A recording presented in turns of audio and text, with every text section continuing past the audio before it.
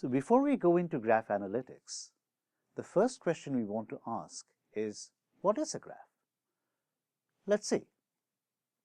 This is a plot of the sales of some items against time, and it gives you a nice visual representation of the data.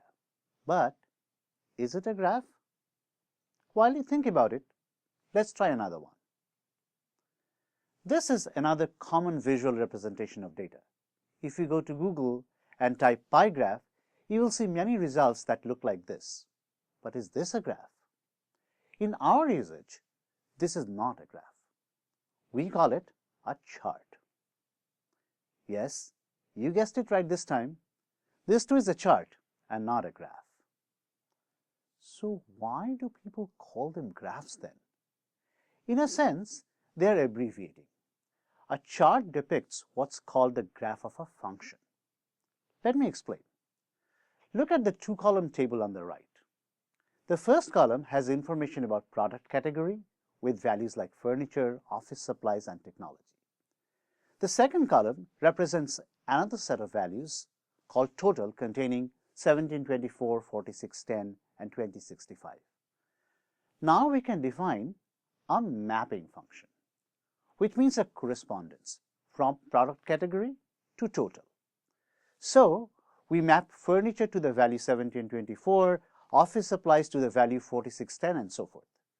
If we visually portray this, we can represent it like a bar chart or a pie chart. This is why both the previous diagram and this diagram are charts and not graphs. Graph analytics has its basis in a branch of mathematics called graph theory. What's more interesting, however, is that graph theory was born out of a very practical problem. The problem started in a very old city in Prussia, which is now in Russia, called Königsberg. If we look at it in Google Maps, it would sort of look like this. One of the interesting features of Königsberg is that it has two islands, and these islands are connected by 7 bridges. Back in 1736, the city wanted to create a walkway, and the criteria was this walkway would traverse all 7 bridges such that somebody wanting to go from one part of the city to another can cross a bridge only once.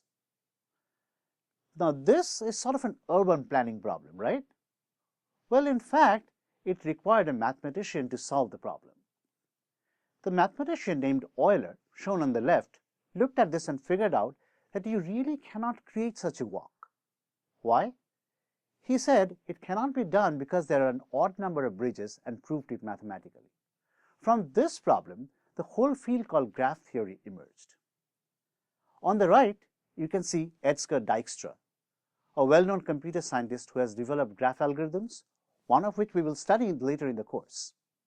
His work has had far-fetched impact on both the theoretical computer science and practical applications. What's the difference between the mathematics view and the computer science view?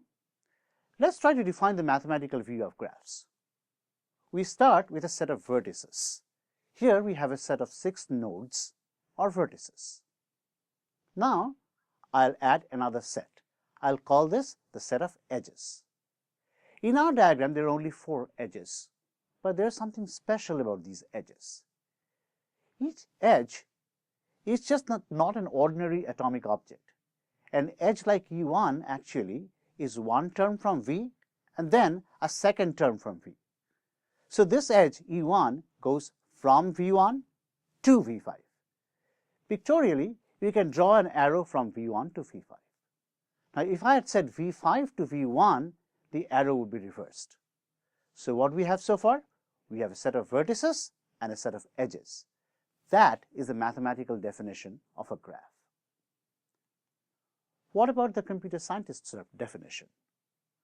Of course, a computer scientist needs to adhere to the mathematical definition, but they want to represent and manipulate the same information.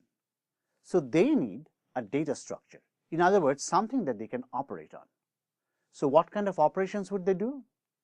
Well, with a graph, they can say add edge or add a new vertex. Find the nearest neighbors of a vertex, where the term neighbor refers to the nodes connected to the vertex. We said a computer scientist needs to represent graphs using data structures. Here is one you should recognize. It's a matrix called the adjacency matrix of a graph. Both the rows and the columns of this matrix represent nodes.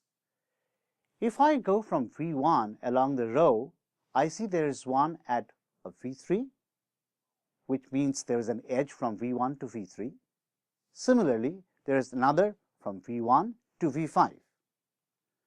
Let's look at some operations. Let's say I first want to add an edge from V3 to V2. What should I do? I'll start from the row V3, go up to the column V2, and add a 1 in that cell. So I have added an edge, which is an operation on the matrix. Another operation. I want to get the neighbors of V3. This will be a little more complicated. I'll look at the row V3 and paint that row, and I'll also look at the column V3 and paint that column. If we go down the row of V3, we'll get V2.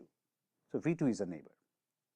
And if we go down the column of V3, we'll get V1 and V6. So V1 and V6 are also neighbors. What's the difference? Since the matrix has the from along the rows and the to's along the columns, following the row V3 gives us the edges outgoing from V3, and following the column V3 gives us the edges coming into V3. Is this the only representation of the graph? No, it's not. Here is another one. In this representation, there are two kinds of data objects: node data, which are the blue rectangles, and edge data, which are the triangles. To get a sense of this representation, look at the node V1 and follow the top yellow line. You'll reach V3. So this linked structure directly captures the graph diagram we created before.